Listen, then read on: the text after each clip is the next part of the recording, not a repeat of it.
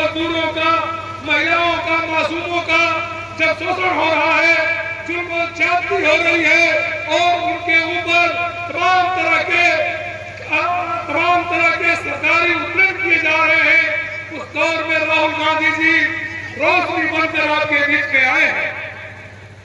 जरूरत है कि आप सब लोग, हम सब मिलके माननीय राहुल गांधी को रायबरेली से इतने मतों से जिताएं कि पूरे देश में सबसे ज्यादा मत से जीतने वाले सांसद बनकर राहुल गांधी आए। मैं अपनी बात कहना चाहता हूं, इस देश में 10 साल पहले मोदी जी सरकार जब बनाए थे, वो नारा देते थे, वो बोलते थे कि आपके अच्छे दिन आ जाएंगे, लेकिन 10 सालों में जो हमारा महिलाओं का खाना बनाने का गैस सिलेंडर 350 रुपये का था, आज 10 साल बाद वो 1100 रुपये का मिलता है। मोदी जी कहा करते थे कि हम नोटबंदी करके और सबके खाते में पैसा भिजवाएंगे जनधन के माध्यम से। नोटबंदी करा करके हमारी माताएं, बहनें और गरीब लोगों का पैसा बैंकों में जमा करा करके अपने पूंजीपति उद्योगपति मित्र अडानी और अंबानी को सौंप दिया और बहुत से उनके पूंजीपति मित्र इस आपका पैसा लेकर विदेश भाग गए।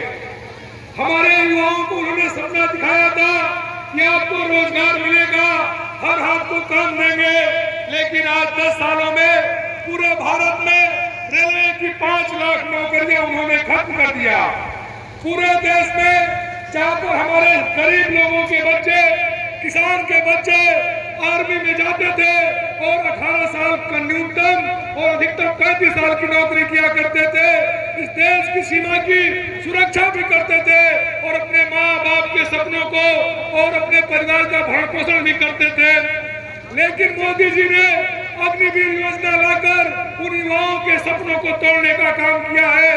अग्निवीर में 4 साल की नौकरी देंगे और रिटायरमेंट के बाद कोई भी उनको पेंशन नहीं मिलेगी। हमारी तमाम मिलिट्री के परिवारों की महिलाएं बैठी होंगी, जब उनका बच्चा नौकरी करता है मिलिट्री में तो तमाम कैंटीन की सुविधाएं मिलती थी। अपनी बहन की शादी में उस कैंटीन से खरीद कर लाकर वो सामान देता था। लेकिन भारतीय जनता पार्टी की सरकार सिर्फ 2 लोगों के लिए काम कर रही है, अडानी और अंबानी के लिए, जैसा कि हमारे नेता राहुल गांधी कहते हैं। राहुल गांधी जी ने इस पूरे भारत में कन्याकुमारी से लेकर कश्मीर तक गरीबों के बीच में, महिलाओं के बीच में, मासूमों के बीच में, बेवस्त्राचारों के बीच में उन्होंने जाकर लोगों के हाल चाल को समझा है। वो लगातार बोल रहे हैं कि सामाजिक न्याय के सवाल पे दलित पिछड़े वर्ग के हक को दिलाने का प्रयास करेंगे।